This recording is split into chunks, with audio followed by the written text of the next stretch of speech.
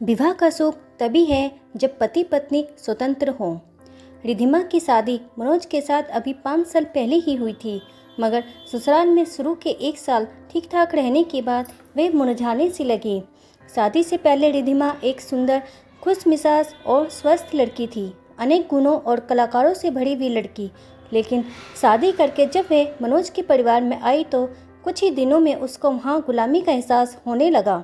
दरअसल उसकी सास बड़ी ही तुनक मिजाज और गुस्से वाली है। वे उसके हर काम में नुक्स निकालती है, बात बात पर उसको टोकती है, घर के सारे काम उससे करवाती है और हर काम में तमाम ताने उल्हाने देती है।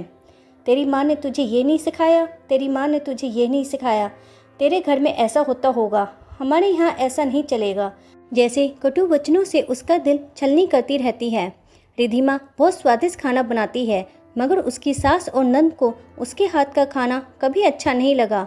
वह उसमें कोई ना कोई कमी निकालती रहती है, कभी नमक ज़्यादा तो कभी मिर्च ज़्यादा का राग अलापती है। शुरू में ससुर ने बहू के कामों के दबे सुरों में तारीफ की, मगर पत्नी की चढ़ी हुई बहू ने उनको चुप करा दिया। बाद में तो वह भी रिधिमा के कामों में मिन मेक निकालने लगे।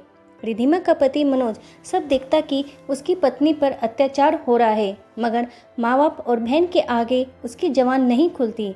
मनोज के घर में रिधिमा खुद को एक नौकरानी से ज़्यादा नहीं समझती, वह भी बिना तंके की। इस घर में वह अपनी मर्जी से कुछ नहीं कर सकती, यहाँ तक कि अपने कमरे को भी यदि वह अपने सुरुचि के अनुसार सजाना चाहे तो उस पर भी उसकी सास नाराज हो जाती है।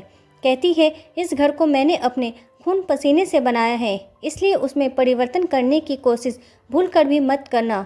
जो चीज़ मैंने जहाँ सजाई है वह वहीं रहेगी। रिधिमा की सास ने अपनी हरकतों और अपनी कड़वी बातों से ये जता दिया कि घर उनका है और उनके मुताबिक चलेगा। यहाँ रिधिमा या मनोज की पसंद की कोई मतलब नहीं रखती। 5 साल लगातार गुस्सा, तनाव और अवसाद में ग्रस्त रिधिमा आखिरकार ब्लड प्रेशर की मरीज हो चुकी है। इस शहर में ना तो उसका मायका है और ना ही दोस्तों की टोली जिनसे मिलकर वह अपने तनाव में थोड़ा मुक्त हो जाए। उसकी तकलीफ दिन ब दिन बढ़ती जा रही थी। सिर के बाल झड़ने लगे थे, चेहरे पे झाइयाँ आ गई थी। सजने संवरने का तो शौक पहले से ही खत्म हो गया था। अब तो कई कई दिन तक वह कपड़े भी नहीं बदलती। सच पूछो तो वह सचमुच नौकरानी भी दिखने लगी है। उसकी माँ जब घर में टेंशन पैदा करती है तो उसकी पीड़ा वे रिधिमा पर निकालता है। वहीं रिधिमा की बड़ी बहन कामनी, जो शादी के बाद से ही अपने सास ससुर देवर और नंद से दूर दूसरे शहर में अपने पति के साथ अपने घर में रहती है, बहुत सुखी, संपन्न और खुश है। चेहरे से नूर टपकता है, छोटी छोटी खुशियाँ एंजॉय करती है, बात बात पर दिल खोलकर खिलखिलाकर हंसती है।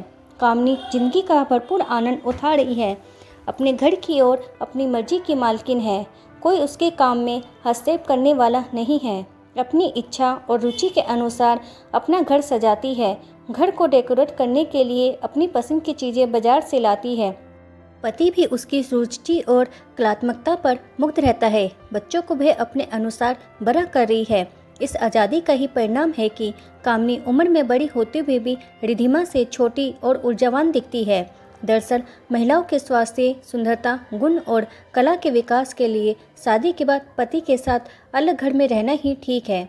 सास ससुर देव जेठ नंदों से भरे परिवार में उनकी स्वतंत्रता छिन जाती है। हर वक्त एक अदृश्य डंडा सिर पर रहता है। उन पर घर के काम का भारी बोझ होता है। काम के बोझ के कारण उनके ऊपर हर वक्त पहरा सा लगा रहता है। सास नंद की नज़रें हर वक्त यही देखती रहती हैं कि बहू क्या कर रही है। बेटी की तारीफ और बहू की बुराई करते समय उसकी जबान नहीं थकती। यह हरकतें बहू को अवसादग्रस्त कर देती है, जबकि पति के साथ अलग रहने पर औरत का स्वतंत्र व्यक्तित्व उभर के आता है। वह अपने निर्णय स्वयं लेती है, अपनी रुचि से अपना घर सजाती है, अपने अनुसार अपने बच्चे पालती है और पति के साथ भी उनका रिश्ता अलग ही रंग लेकर आता है। पति पत्नी अलग घर में रहे तो वहाँ उनका दबाव बहुत कम होता है। काम भी अपनी सुविधानुसार और पसंद के अनुरूप होता है, इसलिए कोई मानसिक तनाव और थकान नहीं होता। बच्चों पर पूरा असर घर पे ढेर सारे सदस्य हों तो बढ़ते बच्चों पर ज़्यादा टोका टाकी की जाती है। उन्हें प्रत्येक व्यक्ति अपने तरीके से सही गलत की राय देता है, जिससे वो कंफ्यूज होकर रह जाता है। वह अपनी सोच के अनुसार सही गलत का निर्णय नहीं ले पाता। पति पत्नी स्वतंत्र रूप से अपने घर में रहे तो खर्च कम होने के से परिवार आर्थिक रूप से मजबूत होता है। स्वतंत्रता खुशी देती है। वीडियो पसंद आई है तो चैनल को लाइक करें, शेयर करें और सब्सक्राइब करें। साथ ही बेल बटन भी जरूर दबाएं। वीडियो देखने के लिए आपका धन्यवाद।